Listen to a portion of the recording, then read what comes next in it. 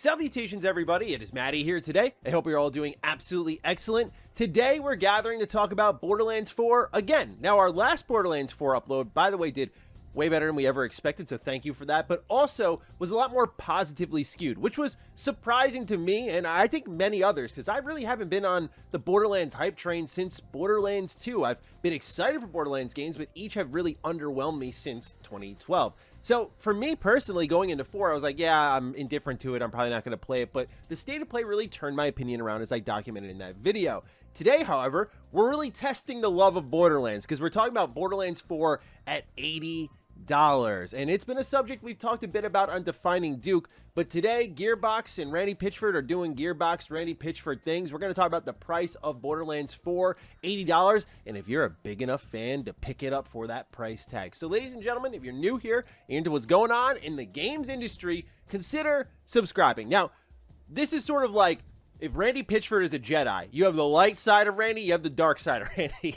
And I think he gives one answer before the one we're really going to talk about today, which was light side Randy. I think it was just well-reasoned, lays it out, puts the blame in the right areas, and then there's dark side Randy, which we're talking about a lot more here today. So I want to just show the general progression here because I think it makes the video, number one, a lot more amusing because you just see that transformation over time, like that switch just flips. But also, I think it's important to just see context A versus context B. So let's roll the clip. Here's Randy Pitchford at PAX East 2025 talking about Borderlands 4 for $80. That's an interesting one. I don't know this. Really now? I'll tell you the truth. I don't know.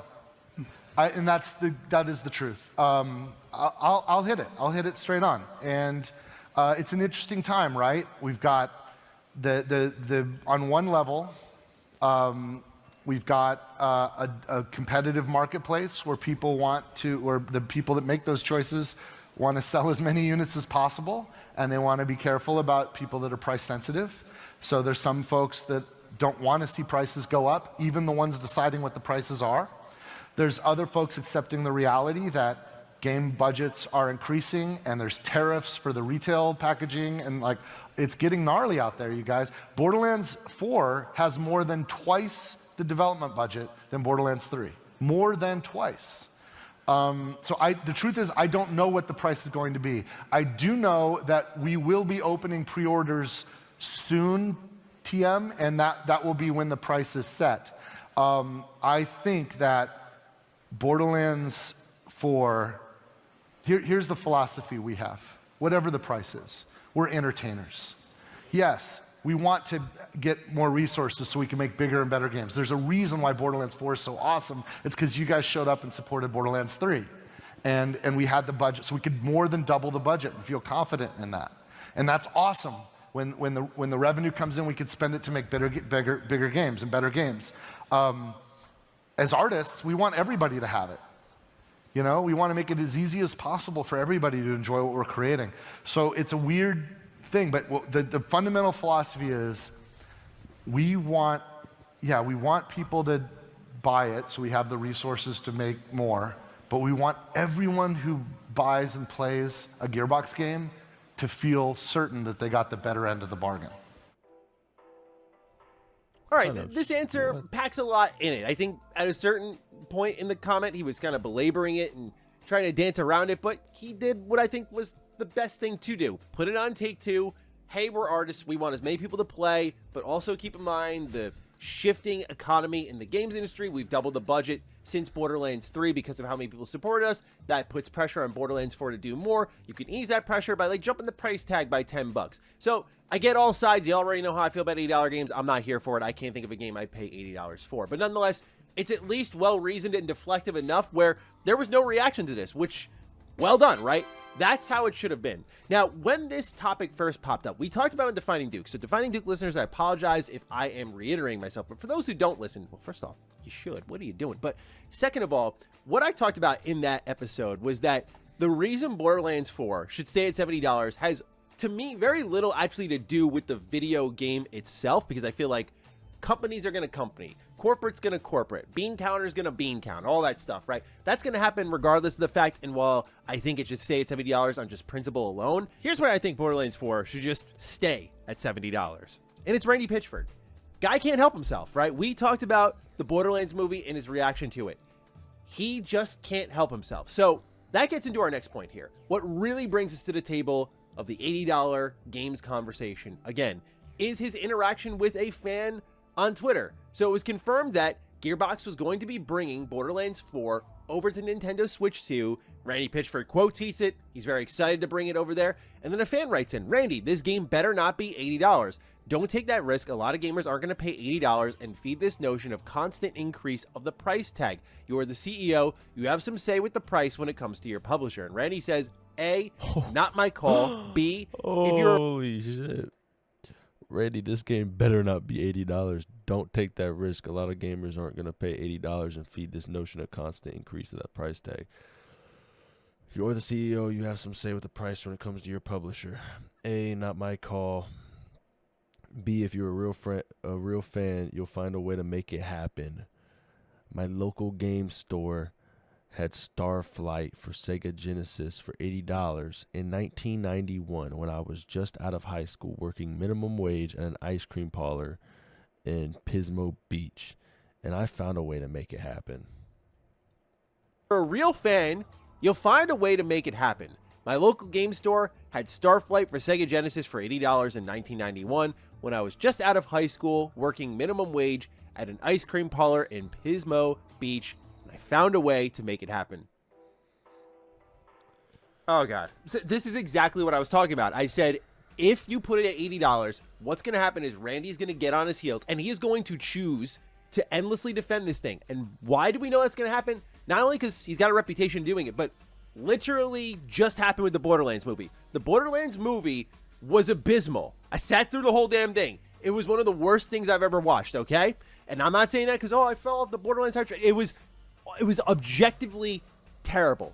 Acting terrible, script terrible. The budget there were literally slip-ups on camera. Like, you see people like peeking through the little crate that everyone was looking up at. Like, you could see the set guy in the background of that. The green screen effects were worse than like Phantom Menace. Like, it was just a really bad, low-budget movie. Meanwhile, while people were saying that and expressing their feelings on social media, Randy was arguing with them the whole time, as we documented extensively here on the channel. Seeing that, if I am Take-Two, I genuinely think I bite the bullet, and even if $80 makes us a lot more money short term, I go for $70 and play the long game, because you don't put this guy on his heels where he totally tanks the potential performance of the game. Because number one, a lot of people aren't ready for $80, and I don't think they'll be ready for $80 for a long, long while, if ever. But now you have a guy who's a bona fide salesman, right? Saying, well, I'm the CEO of the game developer, and I have literally no say in this. It's not my call at all. I'm like, I believe it to an extent. Like, I imagine Take-Two has a lot of sway in that conversation, but to act like you're just defenseless little Gearbox, it's like, dude, Borderlands has sold a stupid amount of copies. Stupid amount. It is a global franchise, and you, as the owner of that IP, have some level of say here. Can you overturn a bunch of corporates who are looking to get money back on their investment? Maybe not, but there is a conversation that it has when you are deciding on the price tag of your game, because it literally factors into the budget for marketing, for development. Like, there is literally a plan made where it's like, okay, how many copies do we need to sell at 70, at 80 to not only just get our development costs back, but also to profit. So I don't believe that shit, to be frank. But if you're Take-Two, you just bite the bullet. $70, don't make this guy go out on social media and defend $80, because it will literally tank the performance of the game, because people aren't ready for $80, and Randy's going to do his Randy thing. So that just gets into the whole conversation about $80 games. Again, I kind of blinked over this when I first saw it, because I'm like, no way. Like, that's just way too much money. But we've seen, as we covered here, Xbox going to $80, and Nintendo really is the one who forced that door open with Mario Kart World, where I think this conversation is going to resurrect again. Now, in that PAX East clip, one thing that Randy did say is, soon, TM, we're going to be showing off pre-orders, and that's where the price will be revealed, that sort of thing. If it's happening soon, again, I feel like he'd have an idea of like which way they're leaning. If they're building a literal pre-order page, and again, a marketing campaign, like, they kind of got to already know what that price is going to be. But if it is soon-ish, we have showcases coming up. We have like Summer Games Fest. We have the Xbox Showcase, so we could get it around then. but it also could just be a soon-ish, because if the game's coming out in September, there's likely a little bit of a wait-and-see approach happening. How do people respond to Nintendo at $80? And then how much confidence does that give publishers, developers? Like, I truly think a lot of the people who are wanting to jump to 80 are either Xbox, who's just going to like bull rush their way in there because that's what Xbox, that's what Microsoft has done forever, or those who are sitting back waiting because once it becomes the thing people might adjust to. Again, I think some publishers are getting ahead of themselves. We adjusted to $70 because I think that was almost an acceptable bump. It was like, that's the highest we're going to go, fam. And to jump up to 80 so quickly after, like 3 years later, it's just too much. But I think some people are waiting patiently until some numbers come in and go, look, people are buying it for this price, so we can do it too. I think it's a slippery slope. I think AA games are going to be on a takeover spree. There's a game I want to talk about sometime this week or next week, Tainted Grail: Fall of Avalon. It's a Polish team that's developing a game inspired by Elder Scrolls, and we've covered it here on the channel. Full disclosure, by the way, it was a sponsored video, but the game's awesome. So that's a AA game coming out soon. Obviously, Claire Obscure Expedition 33 speaks for itself. That was a $50 game. We have Split Fiction, $50 game. Oblivion Remastered, $50 game. So if I'm a publisher, I think going lower is actually the win here. You'll sell more copies, you'll generate more positive buzz, and let's not ignore the elephant in the room that Synth Potato actually pointed out on Twitter. Good dude. And he mentioned this, and I didn't even think about it at the moment. I was like, dude, Borderlands is like as close to live service as you can get without actually being live service. Like, it's a co-op shooter. I'm glad they haven't buckled to the live service trend. I think that would literally kill the series. But Borderlands does have seasonal DLC, skins, story packs, and they support the games for years. Now, obviously, for everything you add to the game, you have to allocate a budget for it, get ready to sell it, make profit on it, rinse and repeat, right? So there's still a business to it, but it's not like you're paying $80. It's like, hey, everything you get after this is free, which is kind of like what Nintendo's doing if you're subscribed to Switch Online. So there's, to some people, like, oh, if I'm already subscribed to Switch Online, it's $20 a year or whatever, $50 a year, like, offset's right there. Where something like Borderlands 4, it's like, oh, you're spending 80, 100, 120, 140 by the time it's all said and done if you're a real Borderlands fan, and that's the target here. I just think that the real Borderlands fans have shrunken over the years. There's definitely a ton of people ready to purchase it, but I do feel like after the movie and the kind of decline of quality for the mainline series that there is this possibility, like, you're betting a little big, you might want to take it just a touch conservative. I can't believe I'm saying a touch conservative. It's a $70 video game. It's so much money still. Nonetheless, I imagine we'll find out soon. I've ranted and raved about $80 games many times before, but ultimately, I think Take-Two should hold off on this and let GTA 6 be the next standard setter, because a lot of people talk about GTA 6 like, oh, that's going to definitely be 80. No doubt about it. I'm like, you guys think they're going to do 80? Like, I'm of the mindset they're going to go above it because of GTA Online and everything. Like, I'm of the mindset they're going to shoot above 80. I think they'll go 90 or 100. Like, I'm not trying to will it to existence. I apologize, but I feel like Take-Two is going to be the most bullish because they have some IP that they can push for. It's interesting because at the same time, we just learned being published by Take-Two, developed by Hangar 13, is Mafia of the Old Country. $50 video game. Very excited for it. They also are making it more linear, less open world. Like, these are the type of games that people are looking for nowadays. They're not looking for these like 80 to 90 to 100 hour epics constantly, which, funny enough, we still continue to get. But that's not what everyone is looking for. So it's weird that Take-Two is like answering that pocket, and Borderlands kind of finds itself between the two. Like, a lot of pull, a lot of fans. It could do really well on the market, but is it big enough to push $80 like a GTA could easily? Because you know people are going to be like, all right, whatever. It's thrown into the budget with, like, no offense, but casuals like your Maddens, your NBAs, your MLBs, like, you know, oh, I'm going to pick up one copy of GTA and, like, buy really nothing else except for my seasonal sports games and the occasional single-player game for the next, like, 5 years. So it's like, this is whatever. Sure, I'll spend the money on this. I'll save up for it. That's where I feel like the real fan stuff plays a factor. And like what Randy says here, there is a level of like, we've all had that moment where we like just scratched and clawed our way to enough money to just buy a thing that we were really excited about. But also those were like different times with less information and less accessibility. And now we're in these times. So I understand what he's trying to say here, but yeah, I hope that they don't take the risk, because I just think it's not even about the game. I think the game looks great. So I'm excited about it. But when you put it at $80, obviously that changed the whole perception of what people want out of it.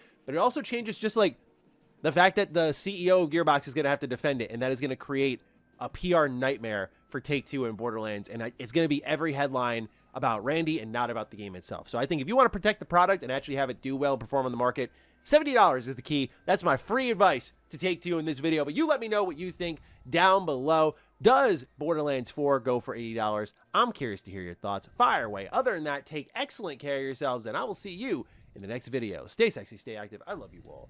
Peace. Control